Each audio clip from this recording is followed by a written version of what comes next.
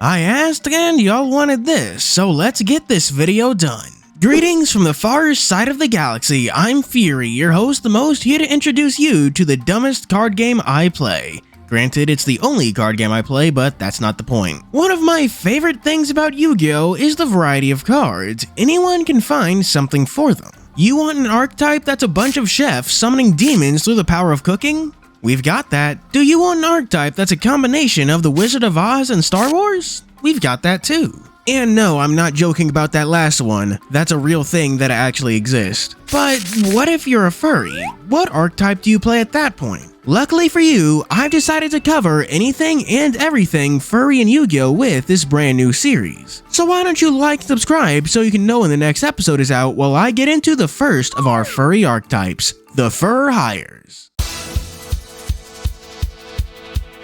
Fur Hires are an old archetype from the far-off year of 2018, releasing in the pack Dark Saviors, where they were frankly kind of outshined by Sky Striker. And by kind of, I mean utterly and completely, because Sky Striker is just a way better deck. But who cares about Rey and all her ugly little outfits? We're here for these beastie boys. Fur Hires are a pretty cool deck built around the fact that they're a band of mercenaries and are thus Fur Hire. The actual name for their mercenary company is probably the Skyfang Brigade because that's actually what the archetype is called in Japanese. For some reason, they decided to make their name a stupid little pun when translating them over, once and for all proving that the TCG reigns supreme over the OCG. Notably, Yu-Gi-Oh's usual problem-solving card text is broken simply to make the pun work by saying summon a monster Fur Hire rather than summon a Fur Hire monster. But everyone knows that bit of trivia. What's a little bit more niche of a fun fact is that Fur Hire isn't the only stupid name pun they've gotten. In French, they're called Furcenaries, and in Portuguese, they're called Fur Rent.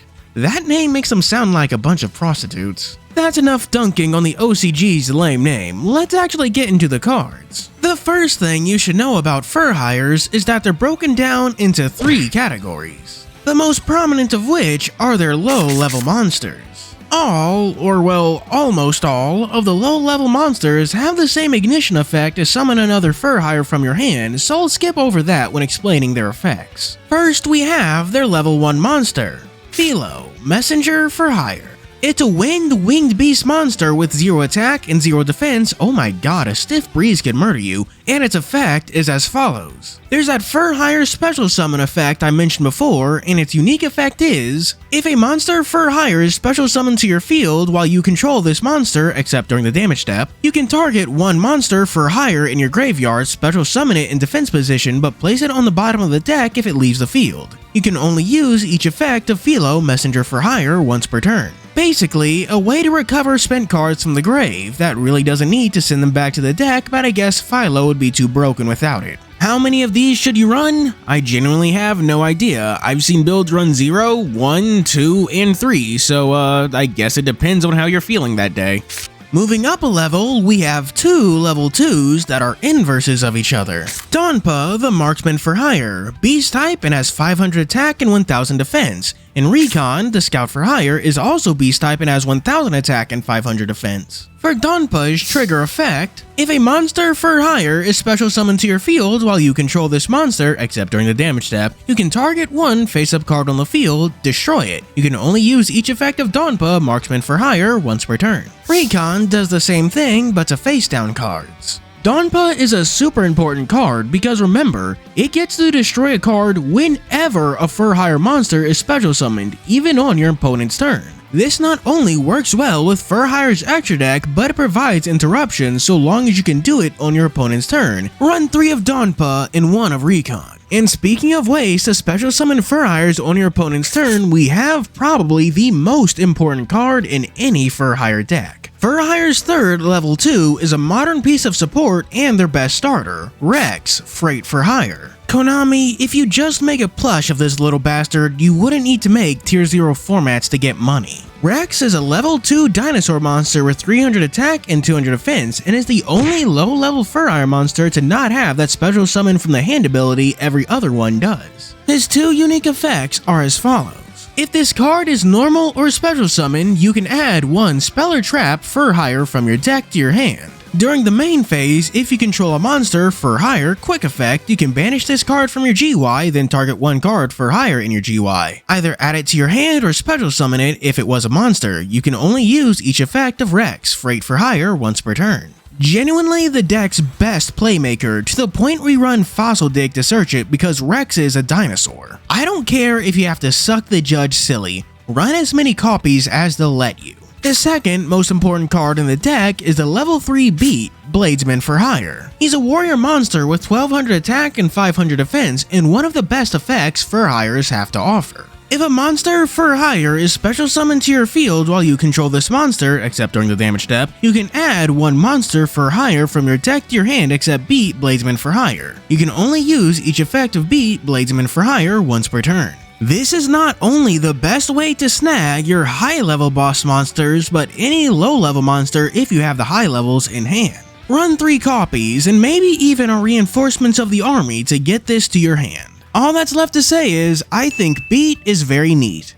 I'm sorry, that joke was stupid. Please don't unsubscribe. The next card we have is Helmer, Helmsman for hire. Oh, that's a nice pun. That's a nice pun right there. It's a level 3 Aqua type monster with 0 attack and 2000 defense, and its effect is, if a monster for hire is special summoned to your field while you control this monster, except during the damage step, you can discard one card for hire, draw one card. You can only use each effect of Helmer, Helmsman for hire, once per turn. How the fuck is Helmer's level partner Beat one of the most important cards in the deck, but Helmer is I've literally never seen this run in any list. In fact, he's run so little, I had to go back and add him to the script because I forgot he existed. Moving from level 3 to level 4, the next for hire card we have is Seal, the strategist for hire who's not a fucking seal, and that pisses me off, goddammit. You had one job, artist. One job. Artistic failures aside, Seal is a level 4 beast warrior monster with 1600 attack and 1000 defense. Standard special summon effect, yada yada yada. And for his unique effect, if a monster for hire is special summoned to your field while you control this monster, except during the damage step, you can target one monster for hire in your GY, add it to your hand. You can only use each effect of Seal, strategist for hire, once per turn.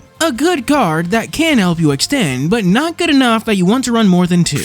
The other level 4 is Bravo, Fighter for Hire, a reptile-type monster with 1900 attack and 200 defense. His unique effect is, if a monster for hire is special summoned to your field while you control this monster, except during the damage step, you can have all monsters for hire currently on the field gain 500 attack defense until the end of this turn. You can only use each effect of Bravo, Fighter for Hire, once per turn. A great card when you're pushing for game since 500 attack does matter when you've got boss monsters with attack above 2000. I'll acknowledge that this is a linked deck that can make access code talker, but one of their spell card locks monsters that aren't for hire from attacking, so this card can come in clutch. Run 1 if you're access code phobic. These low level monsters will make up the bulk of your deck, but your main deck will also need to make room for the deck's 4 high level boss monsters. Thankfully, they're all monsters for hire, so you can special summon them out using the low level's common effect, assuming they don't get hit with a stray hand trap your opponent found on the floor. None of these boss monsters have the ability to summon another for hire, instead getting a trigger effect which increases in strength due to the number of other for hires out on the field. They also have a unique protection effect to keep your little guys all safe and sound while they're out on the field. It's actually a neat piece of storytelling through gameplay, where the bosses are all the stronger when supported by the little guys, and they in turn keep the little guys from getting their cheeks clapped. The first of the high-level boss monsters is Sagita, the Dark Clown. Maverick for hire. She's a level 5 winged beast with 1200 attack and 2400 defense, and her effects are as follows. Her trigger effect is, you can inflict 500 damage to your opponent for each monster for hire you control with a different name except Sagita, Maverick for hire. Her protection effect is, your opponent cannot target monsters for hire you control with card effects except this one. While neither of her effects are bad, the downside of running bricky high-level main deck monsters means they aren't good enough to justify running 2 if you run 1 at all. But enough about her effects, it's time to address the elephant, or well, elephants, in the room. On one hand, I want to criticize Konami for putting boobs on a bird, but on the other hand, titties. After that is Dyna, the hero for hire, and why are his boobs bigger than Sagita's? That's quite big. Impressive.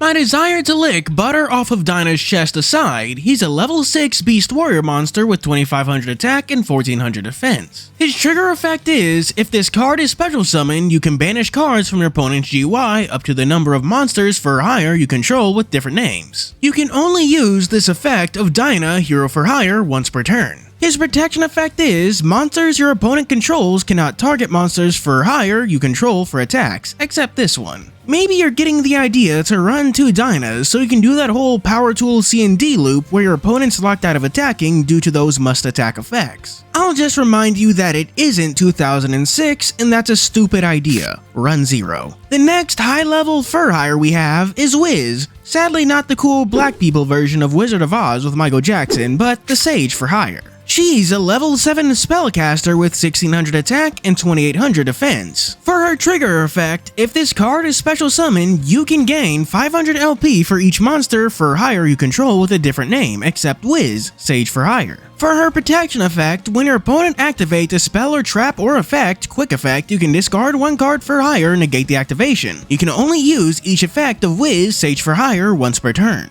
While it's not a monster negate and certainly not an omni negate, having an answer to back row is pretty cool, so run 1 if you really like her weird head tentacles. The final main deck boss monster the fur hires have is Rafale, Champion for Hire. He's a level 8 dragon type monster with a beefy 2200 defensive booty and an even beefier 2800 attack. His trigger effect is, if this card is special summoned, you can excavate the top card of your deck equal to the number of monsters for hire you control with different names except Rafale, Champion for Hire. And if you do, add 1 of them to your hand, also shuffle the rest back into your deck. His protection effect is, when your opponent activates a monster effect, quick effect, you can discard 1 card for hire and negate the activation. You can only use each effect of Rafale, Champion for Hire once per turn. Easily the best boss monster fur hires have to offer. An excavation effect to help get more cards in your hand for extending and leads nicely into fueling its monster negate. And that's on top of having that incredibly beefy booty of 2800 attack. Rafale is a 1 or 2 of in any fur hire build, even if it's not pure, simply because his attack is great and he can easily be special summoned through the effects of the low level fur hire monsters. The rest of the fur hire main deck boss monsters mostly fall to the wayside of having abilities that aren't bad but not worth investing into. The final piece of the fur hire pie is the 2 fur hire extra deck monsters. The first of which being a piece of support that arrived alongside Rex,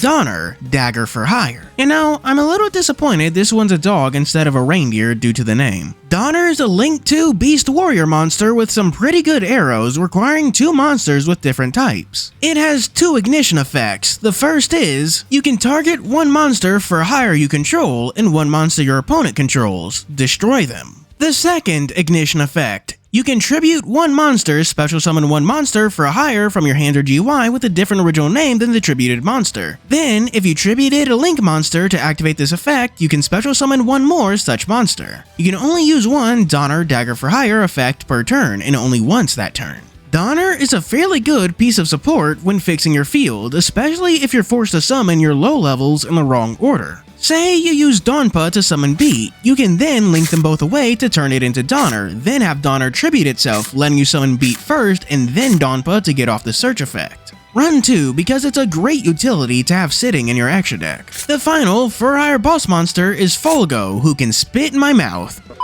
Justice for Hire. He's a Link 3 with just okay arrows that require 3 monsters with different types. Are you fucking kidding me? The fact that you can't use Donner to make it cheaper isn't even the only problem. It can be used as a Link material itself, which makes me feel a kind of rage I can't voice on YouTube. Its attack is 2400, which is kind of low for a Link 3, but it makes up for it with its effects. For its effects, if this card is Link summoned, you can special summon 1 Fur Hire monster with a different type from the 3 used to summon this from your deck in defense position. Second, if a card your opponent controls is destroyed by battle or card effect, you can draw 1 card. Then, if you control 3 or more monsters for hire with different names, draw 2 additional cards. You can only use each effect of Folgo, Justice for Hire, once per turn. That draw 3 effect is kind of nutty considering it counts itself and shits out a second Fur Hire monster, so all you need is 1 more Fur Hire on the field to get it off. Run 2 of him so you have some redundancy when your 2400 attack monster with no protection gets destroyed. Finally, we have Furry's 4 pieces of archetypical back row.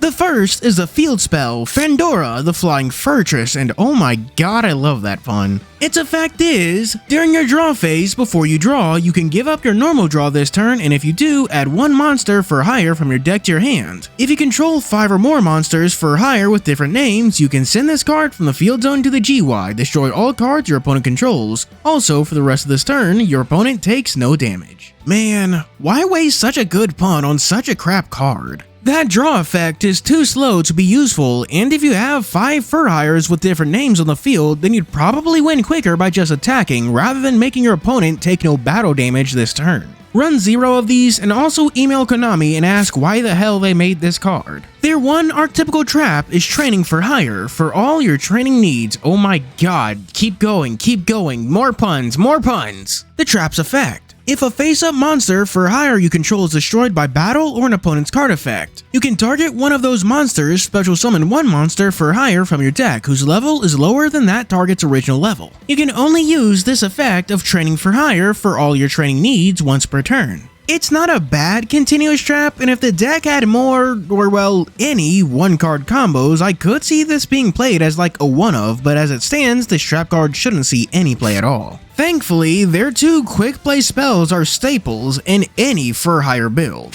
Mayhem for hire lets you target 1 monster for hire in your GY, special summon it in defense position. You can only activate 1 Mayhem for hire per turn. Who's going to complain about a searchable monster reborn, especially when it's a quick play spell that can operate on your opponent's turn, which is actually super important. Remember, all your low-level Furry's effects trigger whenever a Furry is summoned, and this card can let you get those off on your opponent's turn. Pair this with Donpha or Recon and you get Interruption that can pop a card, and if you have Folgo on the field, that's a nice way to refresh your hand. The other Furry staple is Rookie for hire, and its effect is tribute 1 monster, special summon 1 monster for hire from your hand or deck whose level is 1 higher or 1 lower than the tributed monster had on the field. You cannot declare attacks the turn you activate this card, except with monsters for hire. You can only activate 1 Rookie for hire per turn. This card is a key part of your basic Furry combo. Normal summon Rex, search out Rookie, tribute Rex using Rookie to access beat, and thus proceed like normal. This not only sets up your first turn, but puts Rex in the graveyard so he can use this quick effect to special summon a Furry from your grave to your field on your opponent's turn, do the Donpha and Folgo thing, yada yada yada. That being said, those of you who are in tune with Yu-Gi-Oh! May already see quite a few flaws in Furry's game plan that can't really be worked around. Starting with the main deck, they're very bricky, giving you hand after hand that can't do much. Note how the Furryers can only special summon Furryers from the hand with different names. Meaning, if you draw 2 of the same card in your opening hand, you can really only use 1. Then there's the fact that you're running at least 1 high-level main deck monster, and we all know how those are. Yeah, you can special summon the high levels using the effect of the low levels, but the high levels don't have that same special summon gimmick. If you special summon a high level, that's pretty much where your line ends, and Furryers need to use those effects to establish board presence rather than payoff. That means you have to run a decent number of low levels, causing the deck to devour space even when just an engine, leaving less room for hand traps. And speaking of hand traps, Furryers are just insanely weak to them.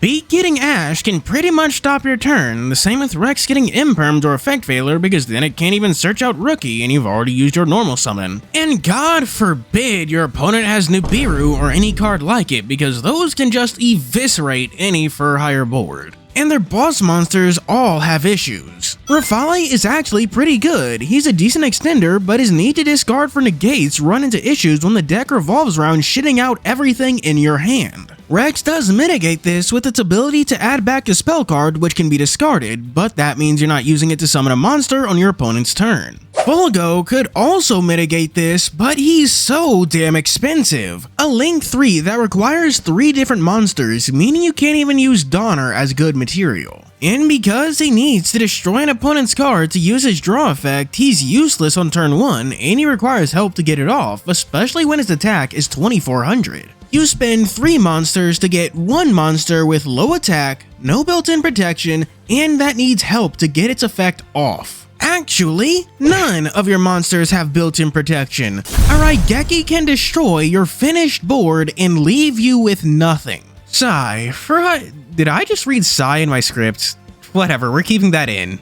Fur hires aren't doomed from the start. Flawed for sure, but not doomed. They can do a lot of things, but they aren't good enough at any of it to really win any games. The fact that they have no consistent one-card combo doesn't help that either. Pure fur hires are pretty much dead in the water. Here's a build I've made, but I tossed it together in minutes and I'm telling you myself not to try it. Fur hires work best as an engine where they can abuse Folgo's effect to generate large amounts of advantage. I play a sprite variant of fur hires and ignore that name. What was I saying? Right. I use a sprite variant since Donpa and Rex, two of their best cards, are level 2, and it works especially good in Master Duel where Sprite Elf is still legal. I know there's also a really popular Runic Fur Hire deck, but I can't tell you anything about that because I don't know anything about Runic because my mother actually loves me. If you can think of any other Fur Hire brews, why don't you leave them in the comments? If this video does well, it should be a first in a long series, so do be sure to like and subscribe and let me know in the comments. Now let me get to our Patreon shoutouts. For our 3 stars, we have special thanks to 87 Werog, Deku, Zorochao, Choron, Ganlafei, Dranking Yara, Anon RC, Lightning Shadow Kayun, and Morvonla. For 4 stars, we have Miki Moon and Miko, the rookies for hire. And for our super duper special 5-star shoutouts, we have first Vanilla Flower, the Bladesman for hire. Second, Poor Mage, the Freight for hire. Then the Good Old Days, the Hero for hire. Followed by Hodari Lion, the Strategist for hire. Next, Sky King 64, the Marksman for hire. And finally, Mahagasaur, the Champion for hire. Thank you for watching. Do be sure to like and subscribe and check out my Ko-fi and Patreon in the description. As always, I'm your host Fury, signing out.